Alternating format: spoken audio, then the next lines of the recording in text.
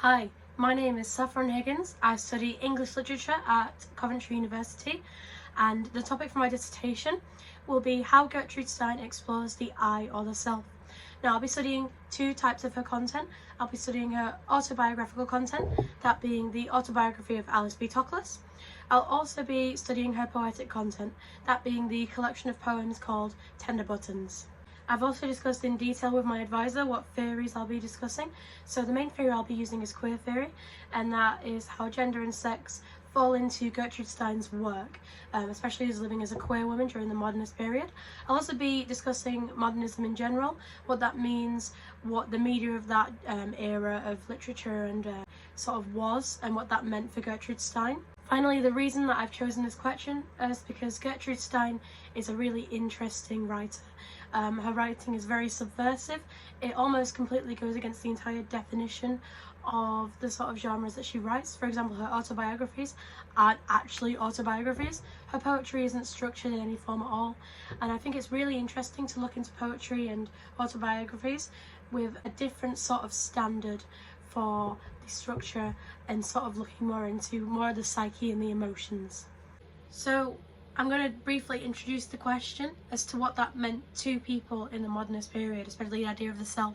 So one of the main theories was by Howe, is that the self and the soul are like related but not interchangeable with each other. So where the self is more influenced by like culture, society, sort of the objects that surround you, the soul is more of like a divine sort of heavenly thing that you cannot change, it like can't be altered or changed within yourself, whereas the self was very much changeable. So because the self is also related to earthly objects and the environment, it's important to look at Stein's work and think about why. So on screen now are my proposed questions that I will answer during my dissertation.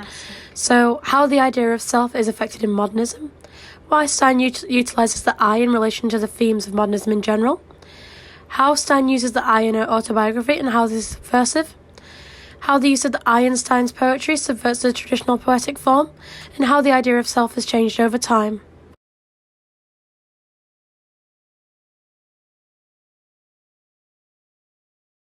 Gertrude Stein was really important to her time, and here is why. So modernism is from the 1900s to around the 1950s, sort of like during and after both of the world wars in the 20th century. So the whole idea was that the entire form and definition of a story, any sort of form of writing, was subverted in favour of expression. So the main thing with modernism is expressing some sort of feeling or idea, not sticking to the structure and sort of like diminishing that overall feeling. So Gertrude Stein fits this definition almost perfectly. As I've said before, Gertrude Stein's autobiographies aren't autobiographical. With the autobiography of Alice B. Toklas, she's writing through the eyes of her partner, Alice B. Toklas, and she's not writing herself, which is the entire definition of an autobiography. So not only is she sort of literally putting herself in the shoes of her partner, but she's also recreating what sort of thoughts and processes she feels, even though she's not her. So one of the main things with poetry also is that they have like form, like iambic pentameter. There is some sort of structure to it, and there's rhymes. Not always, but a lot of the time, which is why sonnet form was founded, etc, etc. Gertrude Stein completely abandons this idea. Her poems more often than not, are just sort of like blocks of text, sort of like jumbled thoughts. Words repeat. There is like sporadic like punctuation. It's very all over the place, and that's what makes it so interesting to study, is because there's no actual structure or form to it. She's trying to express some form of herself. Like I said, it's sort of like comes across as thought, very sporadic. It's almost as if she's thinking of the words and then writing them onto paper. So this brings us on to queer theory, and why queer theory is important is because of the shifting ideas around gender, sex, sexuality, and the self.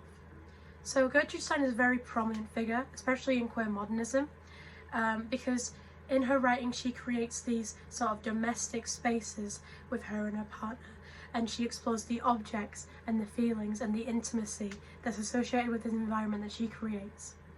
Now, her work is actually very prominent because it inspired a lot of the theories that come with masculinity and femininity, or as Halberstein says it, masculine femininity. Now, they created a theory that gender presentation and masculinity is what you surround yourself with. Especially like masculinity itself is what you surround yourself with and what objects are important to your presentation. He uses James Bond as an example because in the James Bond films and media, he sort of surrounds himself with these very stereotypically masculine objects that really have no prominence outside of the context that they're in. So suits, cigarettes, guns, lots of weapons. He comes across very sly, very sneaky, very emotionless and robotic. However, if you take all of this away from James Bond, you don't have a prominent masculine figure. You just have just a man, really. So what Halberstein was saying is that the masculinity in this sense is conformity to your environment. And they actually also quote Gertrude directly. What's the point of being a rebel boy when you grow up to be a man? So because of this, you can link Gertrude Stein's writing to gender expression and femininity because of the domesticity and how her house and the objects that surround her become part of herself rather than just being unconnected and on their own and interchangeable with anything else. This creation of a domestic environment can be argued to be a presentation. So here are the details of the final steps that I'll take to complete my document on time.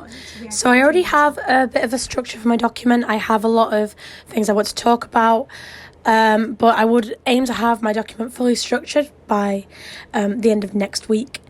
My references list is only 5 so far, but I have many other texts that I wish to read fully before adding them to my final document. My final aim is to complete my first draft by mid to late March, so I can finalise and complete the document by the deadline in the middle of April.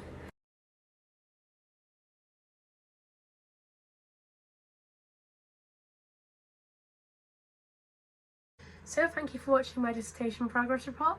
I'll be happy to answer any questions that you have. I'll put my references on the screen now for you, and if you have any issues with my project, I'll be happy to address them now for you. Thank you.